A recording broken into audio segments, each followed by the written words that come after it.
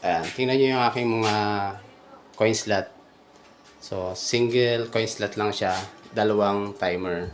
So, ngayon, may isa lang tayong customer. So, dito, meron ditong upgraded version na single coin slot, dual timer, na kulay pink. Siguro nakikita nyo to sa aking mga vlog. Paano ba ito gumagana?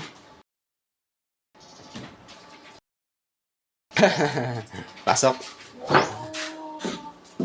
Eto,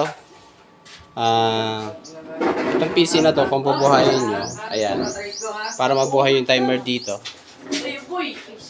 pipindutin nyo lang tong button na to, kaya may dalawang button siya, pipindutin nyo lang to. Once na umilaw na tong isang side ng ating LED frame, pwede na kayong maghulog. Ayan, piso. Ayan. Sa kabila, wala siyang oras, no? So, pwede kayong maghulog dito. Pag dito naman, pipindutin nyo naman dito sa kabila. Kabilang push button. Sa kabilang, pipindutin nyo dito sa kabila. Ayan. Ayan. Ayan, no? Ibig sabihin, pwede na kayong maghulog para dito sa kabilang timer. Okay. Ayan. So, may oras na siya. 5 minutes.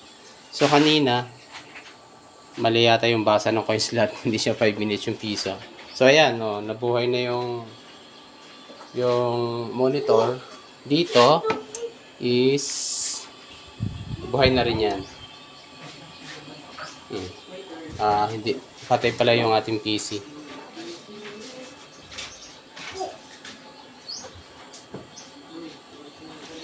Patay pala yung ating PC. Okay? So, gano'n siya gumagana, no? Pipindot ka lang dito. Ayan, umiilaw. Kung dito ka naman maghuhulog, sa side na to, ay dito din. Ayan, umiilaw. Malalaman mo na pwede ka na maghulog. Umiilaw na siya. Tapos, mga ilang oras, mamamatay na.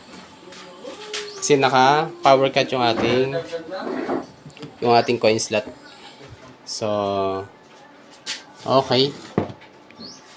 Yan lang. Ayan. Mamamatay. Yun. Mamamatay. Kasi naka-power cut yung ating coin slot. Hindi siya laging nakabuhay. Okay. Yan lang, guys.